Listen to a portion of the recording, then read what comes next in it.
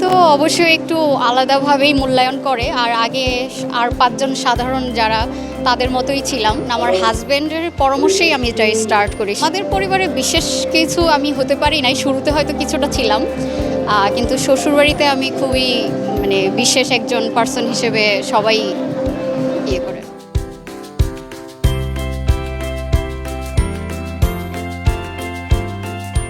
ইউটিউবিংটা শুরু করি বিয়ের পর, যার কারণে আমার হাজব্যান্ডের পরামর্শেই আমি এটা স্টার্ট করি। সেক্ষেত্রে তো সে চাইবেই আমি যতটা ভালো পারফর্ম করবো এখানে, তো সে খুব বেশি হেল্পফুল ছিল যে আমি যেন চ্যানেলের কাজটা কন্টিনিউ করতে পারি। তো সেক্ষেত্রে কোনো রকম বাধা ছিল না আর কি আমার ক্ষেত্রে। যদি বলি আপনার হাজবেন্ড বা ফ্যামিলি আসলে আপনাকে এখন কিভাবে মূল্যায়ন করে, আগে যখন আপনি ইউটিউবার ছিলেন না তখন ফ্যামিলিতে আপনার মূল্যায়নটা কেমন ছিল আর এখন কেমন মূল্যায়ন পাচ্ছেন?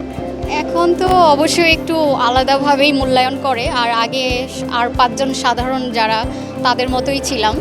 এখন তাদের কাছে আমি একজন বিশেষ পার্সন হিসেবে কাজ করি। আর আমার পরিবারের ক্ষেত্রে কি হয় যে আমি একা না, আমার প্রত্যেকটা ভাই বোন এস্টাবলিশড, এই ইউটিউবে আমার বাকি 3 বোনও এস্টাবলিশড।